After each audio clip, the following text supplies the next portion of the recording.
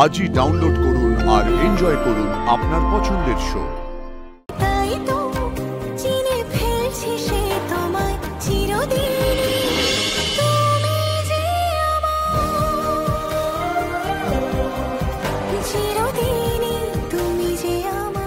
ভালোবাসি সেটা তো আগেই বলেছিস, এবার কি বলবি আর্য স্যারকে?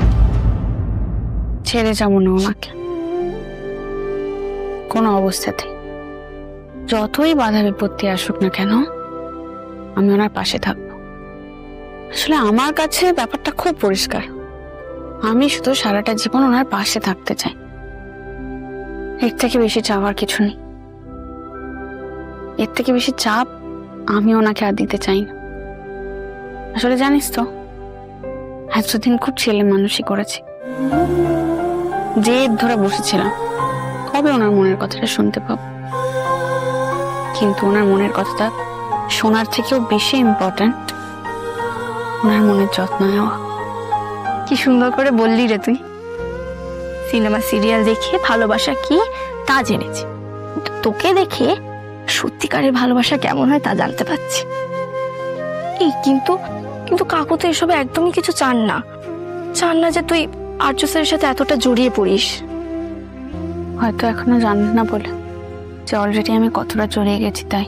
কিন্তু যেদিনকে জানতে পারবে তুই সামলাতে পারবি তো? অসুবিধা তো হবে রূপা। দেখ, যতক্ষণ আমি শিওর হচ্ছি ততক্ষণ তো কাউকে কিছু জানাতে পারবো না। জানি ওনারা আমার বয়সের পার্থক্যর জন্য আমার মা বাবার এটা মানা খুব একটা সহজ হবে না। তাও কি করবো বল, এই জীবনে এরকম ভাবে আর কাউকে যে আমি ভালোবাসতে পারবো না। ওনার স্ত্রী রাজনন্দিনী হয়তো ওনার সমবয়সী ছিলেন, কিন্তু এখন তো নেই। উনি তো স্যারের পাশে থাকতে পারবেন না, এখন আমি আছি। আর এটাই হয়তো আমার ভবিতব্য।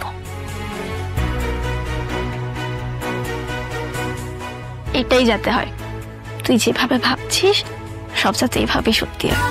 আমি ঠাকুরের কাছে এটাই চাইবো, আর আমি দুটো সুন্দর মানুষের ভালোবাসা সাক্ষী রাখতে পারবো।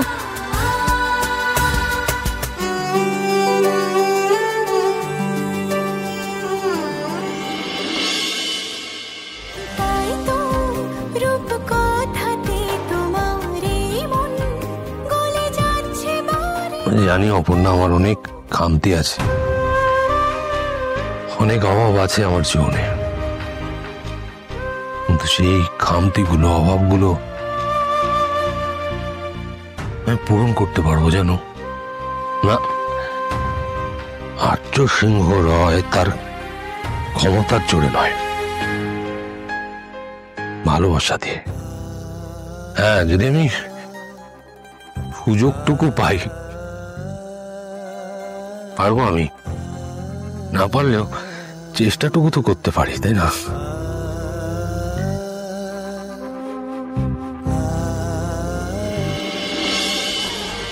তাই তো রূপ কথাতে তোমার এই মন গলে যাচ্ছে বারে বার, তাই তো চিনে ফেলছে সে তোমায় চিরদিনই।